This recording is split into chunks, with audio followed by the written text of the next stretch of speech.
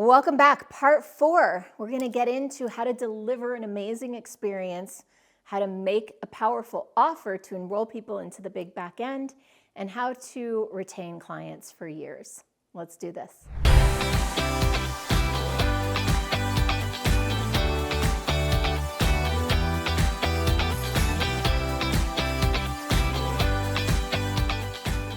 Here's a quick overview of what I'll be covering in this video. First, why having a full room and great content is not enough, neither to secure the transformation nor to make sure that you get people into the back-end program. How to make the big back-end invitation powerful and compelling, and how to run the enrollments for that program. And then what's the key to keeping clients for months, years, decades even? See, here's the problem. You can have a phenomenal, beautifully designed retreat that people love and still not have that lead to sales. You have a group of happy attendees who go home and never continue the work and never work with you again. And this is sad. It's not sad or bad for your business, but it's sad for them too, because I'm sure that they could benefit from that ongoing mastery, that ongoing transformation that you provide. Think of it this way. A great retreat is a container. It's a container, a structure within which 3 important things happen. The first and most important is that you deliver on the promise and that you deliver a breakthrough transformation for the people who signed up. Number 2, it creates the conditions for people to continue the transformation once they leave, specifically by working with you in your longer term program. And number 3, it begins the process of turning these participants into long-term clients who can add value back to your programs. Most retreat leaders focus primarily on number 1, delivering that transformation, which is great. The content, the sessions, the participation, the experiences, that's all super duper important, but they're not the only thing that determines success, especially not with this model. Now, before I continue, I invite you to like this video, subscribe to my channel, and comment below. Let me know how this is landing for you and where you are in this retreat business process. So just a little reminder and some new information about my background. I've led retreats now for going on 12 years, and they've ranged from intimate gatherings of 10 people all the way up to hundreds of people. And what I know is this: the ones that have gotten the biggest impact in their lives are not the ones that just came for 3 days and left. They're the ones that came for 3 days, made a commitment to themselves, and continued the journey with me. So let's look at how you can do that. Step 1 is delight and invite. So delight and invite is all about providing amazing transformational retreat experience that sets you up for the invitation into the big back end. Now, if you're anything like I was, you think about delight and invite and you focus immediately on the transformational experience you provide. But I want you to take a step back and think of something else first, and that is preparing yourself and preparing them. So let's start with the most important and the foundational one. It's preparing yourself. A lot of times people get into this mindset that they have to focus on everything external. Give, give, give. How do I give more? How do I add more value? How do I provide this experience? And they forget to focus on who they're being as they develop it and as they deliver it. So step 1 is prepare your energy. Make sure that throughout this entire process, and definitely leading up to your actual retreat, that you are getting grounded, that you're being centered, that you're taking care of yourself, that you're sleeping well, that you're eating well, that you're meditating, that you're doing yoga. I personally think that this is the most important part of the whole thing, because people can feel your energy. We know this now from science, that there's a field that gets created from your heart that extends out about 4 to 7 feet. We can measure it with equipment, and people can feel it with their own hearts. We're transmitting and we're receiving all the time. So if you're in the front of the room, if you are the one leading this retreat, your energy really matters. And here's some bad news for those of us who like to pretend that everything is great. You can't fake your energy. So it's really important to have really grounded practices that set you up to be in a good place internally, coherent, present, grounded, centered, in your power before you ever step in front of your audience. The second part to that is preparing them. Help your people be ready much the way you're getting ready for this event too. There's a few ways you can do this. I'll share with you some examples from my own business because that might give you some ideas. Number one, prepare them with any materials that you want them to consume in advance. If you want them to read a book or listen to a podcast or have some foundational content that will help them when they get in the room. Here's some of the things that I do to help them prepare. Number one, we do personality tests and inventories. We do a saboteur assessment.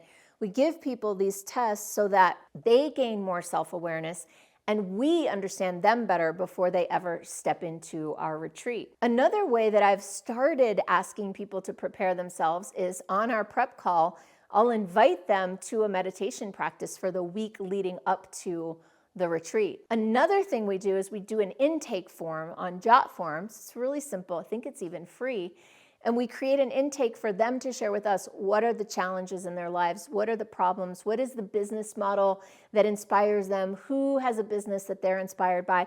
So we take all this information and I review it with the team. And now with AI, we actually run them through AI as well and run all of our intake forms. Let's say we have 18 intake forms. We'll run them all through and AI will spot patterns and themes that it's harder for us to spot. Definitely don't replace us with AI, but we use AI as a tool to support us in understanding our clients before they even walk in the room.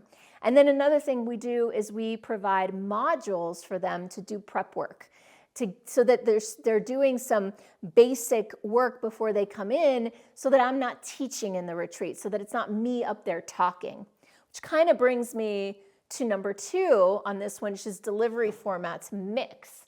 What that's about is that it's really helpful in a retreat environment to mix up the ways that you're delivering transformation.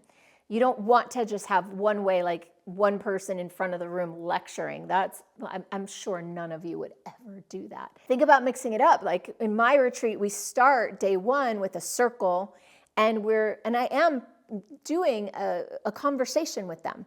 It's what we do. I call it setting an agreement field. This is part of the preparation on site at the event. We're creating the agreements that everybody is agreeing to live by in this retreat. Things like confidentiality, allowing people to feel their feelings, making sure this is a safe space, not crowding people or touching people when they're going through an experience. So I have different retreats. I have a business breakthrough one, then as you can see, I also have like one where we do more of the deep inner work, and they're very different.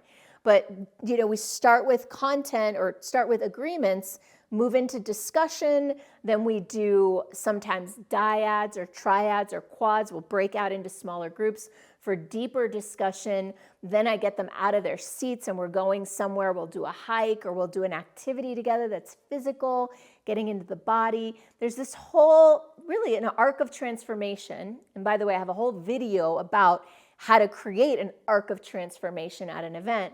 But one of the ways that I really want to emphasize is to mix up the ways that you have people working together so it doesn't get stale. And another important piece of this is to not stuff every moment of your retreat with content. Make sure that you give time for integration. And I do talk a lot more about that in the Arc of Transformation video. And then the third part of this is that invitation part.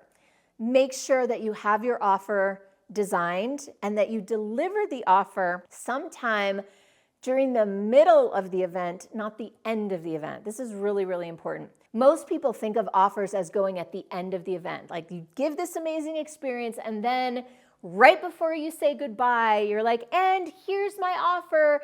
Let me know if you're interested in it. And that is not a really good way of doing it. The much, much, much better way of doing it that I learned from Jake and that I've iterated over the years is to deliver the offer somewhere a little bit past about halfway through the event. So for example, in my 3-day business breakthrough, we do a full day of content, then we do a half day of content, we go to lunch, come back from lunch, and that's where I do one more story and one more activity. We do a future self meditation and then capture the future self. I share a little bit about my future self story to connect with them, and then we dive into the offer. So I do it at about 1.5, 1 2/3 days into the retreat. And then the call to action is not like, let me know if you're interested. It's let me know if it's a yes that you're interested, a no that you're not interested, or a maybe let's have a conversation. And so the way we do that is with a jot form, and we have everybody fill it out so that I know where everybody stands, and we're not following up with people like, hey, what'd you think about that offer I made? That just feels yucky to me. So we have everybody just write yes, no thank you, or maybe let's have a conversation. And that has done a really beautiful job of like triaging people so that we can follow right up with the yeses and we can enroll them right on site sometimes. And so that's really good because when you enroll a couple people on site, other people who are sort of on the fence are like, oh, maybe she's doing it and he's doing it. Maybe this is a good idea. Maybe I could do this too. And I do want to emphasize that it's not high pressure. It's a very low key, low pressure offer. It's like, here's the offer. I'm not even going to tell you all the things that are in it because that's way too much information. I'm just going to give you the high level. Here's what it looks like. Let me know if this is interesting for you. Yes, no, maybe. And no matter what, we're going to have a conversation about it. By the way, I know that it can feel a little bit awkward to make an offer. A lot awkward to make an offer. I've been there, done that. I know. I get it. And here's the thing to remember. There's only so much you can do in 3 or 4 or 5 days in a retreat. There's a breakthrough possible, sure. But real transformation takes time. And so you want the people who are right for this to say yes. And it's not just for you. You're not being selfish. You're not being manipulative. You're creating the conditions for someone to take action and for someone to step into another level of transformation. And the thing is that if people don't say yes right there, the truth is that the chances is that they won't say yes later. Sometimes they do. For sure, I've had clients sign up later or at a next event. For sure, that happens all the time. And I don't put pressure on people, but I do create the conditions, the container for if the yes is there, for it to be easy and for it to happen on site so that they can jump straight into that ongoing transformation. Speaking of the ongoing transformation, let's talk about what happens when people say yes. Then it's our chance to onboard and deliver. So you'll want to make that onboarding process feel good for the client.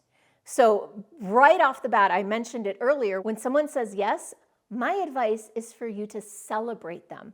Ideally, celebrate them right there in the retreat so that people can support that transformation. Bonus points if you have existing clients from the big back end at your retreat and they can do something to welcome in the new person. The first 90 days of a new client are really, really critical. So I invite you to sit down and really think about what are the quickest wins that you can help somebody get in those very first 90 days. Map out those 90 days with a lot of intention and everything that follows becomes easier. So you'll want to deliver value quickly, make sure they get wins right away, the easy, quick wins. And another piece that I like to talk about is acculturation. Since this is a community-driven model, the big back end, it's so important to help people get integrated into the culture quickly. Nothing will kill a group model and retention like cliques forming and people not feeling like they can break in or belong. Now, of course, I'm assuming that you're going to run a model like mine, which you don't have to, where I have an ongoing cohort and people enter after each retreat. So I have clients that have been with me in this same program for 11 years and some that have just come on board. So how do you deal with the fact that the one that's there for 11 years and the one that's there for 8 years, they're really good friends by this point? Right? Well, that's why you want to have an acculturation plan, a way that people can get integrated. One of the ways that we do that is with what I call the welcome wagon. So the welcome wagon is people who volunteer any year. They can be first year, they can be 10th year, volunteer to be part of the welcoming committee. And what they do is they just do outreach to that person and say, hey, I'm on the welcome wagon. I want to welcome you to this community. Do you want to set up a time to chat and have like a virtual coffee? So this is one of the ways that we help people integrate quickly. Another way is that we invite them to come back, come to all of the events, all of the retreats so that they get more face time with the other clients. And then the third part of this is listen and evolve. Once people are in your big back end program, It's so important to pay attention to their reflections, their ideas, their feedback, what's working for them, what's not. I know that it can be a little bit triggering to get feedback from clients. I don't know about you, but I tend to be a little bit sensitive. I want to be perfect. I want people to love me. And so it's taken a few years for me to really be able to kind of open myself up and not feel triggered when somebody gives me, let's say, negative feedback. And what I've found is that the more often I'm asking for feedback, I do it in a seasonal survey 3 times a year. Seasons, we do 3 times a year, we do a survey from our clients and we ask them, how's this working for you? Are you using that? You know, what's your feedback about this last event we did? How did you find the food? How did you find the venue? How do you feel about your mindset coach? And we ask them all these questions, and just giving people a forum to know that we're listening. Over the last couple of years that we've been doing this, I've noticed that the feedback has become much more generous, much more kind and loving, and focused on, oh, I know that when I give this feedback, she's really going to consider it, because I've seen in the past where she's incorporated the feedback and come up with a plan. So it builds more trust, opening that avenue of communication. And the idea is to use that information to iterate and evolve and make the program better over time. I mean, I have sunsetted things, I have added things over the years, almost entirely due to client feedback. One of the great things that you can do for iteration is to see what people are utilizing. Asking the question, are you using this? Are you using this? Are you using this? You might find, like I did, that some of the most expensive things that you're providing are the things that people are using the least. All right, so that is it. That's the series, part 1, 2, 3, 4. I hope you got a lot out of this. I hope you check out some of my other videos. I have so many videos on how to run, start, sell, market, promote a retreat business. This is what I love to do. And if it's something that you want to connect with me about, visit superstaractivator.com/go, and let's see if working with me or in one of my programs might be a fit for you. Hope to see you soon. Bye.